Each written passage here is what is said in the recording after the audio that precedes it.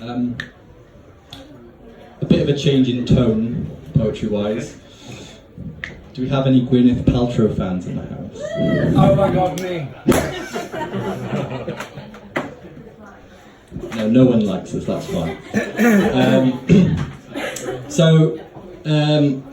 The next section of poems fall under the beauty section of the book, but really, I made a mistake, they should have been in the wellness section.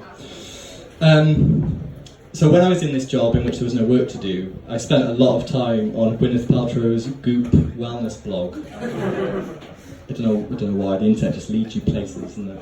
And it's mental. One of the best summations I found for it was an article that said Goop is essentially telling you to do things that are useless, expensive, and detrimental to your health.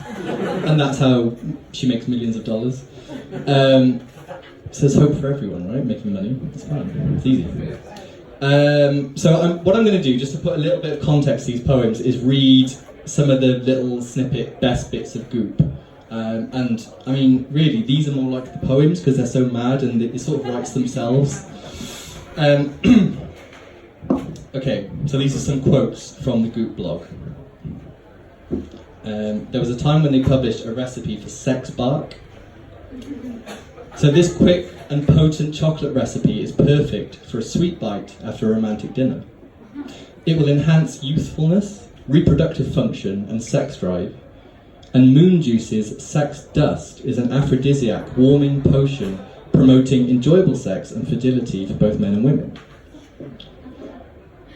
Second quote, Gwyneth Paltrow was really craving some clean dim sum, so she thought of using cabbage leaves as wrappers instead of wheat. Or grain-based dough. Now we're obsessed with this clean dumpling hack. There was an article that told you probably have a parasite. And the quote is, in my experience, an 8-day mono-diet goat milk cleanse, accompanied by a specific vermifuge made of anti-parasitic herbs, is the most successful treatment for a parasite. So how many parasites this writer has had, and they've had to have this like ongoing routine? I don't know. She was riddled. Riddled, yeah. And obviously there was the most notorious time when they recommended steaming your vagina. And they said you sit on what is essentially a mini throne, and a combination of infrared and mugwort steam cleanses your uterus. But the way they described it was, it's an energetic release, not just a steam douche. And it balances male and female hormones. If you're in LA, you have to do it. Even though it probably costs like £1 million. So, I mean, I've sort of ruined my own poems because they're better. But this is what the next series of poems were inspired by, so hopefully it makes a bit more sense. So these are kind of like blog posts on wellness. And the first one is called My Rubbery Journey. But, either way, no matter where I am, when I'm up, I'm a great, soft, jelly thing. I can't wait to shamble about, light beamed from within. The first thing I do when I wake up is hate. Let me tell you. I go down to the kitchen and pour myself a big glass of hate. I like knowing where my eyes used to be. I'm on a rubbery journey right now, doing something legless from the start of my day. I'll stay in my robe and I'll let blotches of diseased, evil grey sink in. I leave a moist trail when I have 3 different morning drink derivatives. But like everything I like, I love humps of matter, curly hair, pulsing fog. It's pretty much my ethos in life. I am the quintessential thing that could never have been known as human.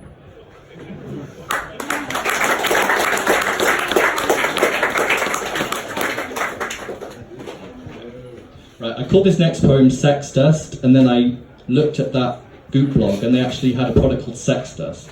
So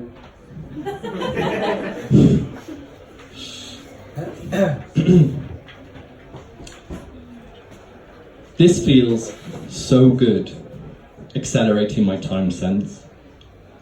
I can dream my body with light. I can smash your legs or bury you on a tropical island. I see myself as more of a reflective surface than a seed. I love locust oil. I swipe it on my lips, I stain my cheeks with it, and I leave it on for hundreds of years. I just like snow so much. I always carry it in my bag. I will say that my skull is a gleamy sheet of metal. It's pretty and it's sheer, but your body smells so good like the air. I'm really into the good stuff all over your heart. Exfoliate with evening primrose. It doesn't do a thing.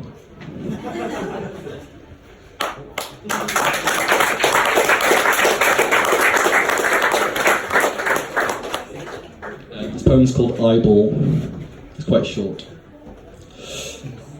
Life is automatic, especially for pork. One of the most powerful things I teach is how babies can have better goals. Intuition can be ground down beneath their own maggoty interests. My job is to be less porous, in a way that filters out the needs of others. A big part of my job is training my eyeball to multitask. It is simply overwhelming.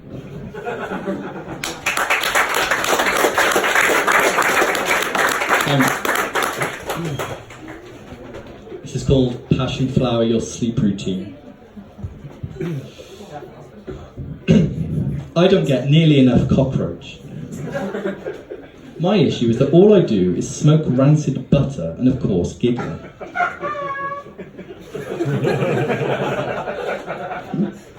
I tend to scuttle across the floor until my jaws ache. I'm interested in velvet and rotting orchids. Chalk dust, with its powerful antioxidant activity, is like a choir of creamy darkness. I can't wait to try the endless lines of products with their mix of golden milk and human scalps. I warm a cup of charred wood to avoid feeling hairy, and instead of YouTubing digestive health into the night, I go thunderous to bed.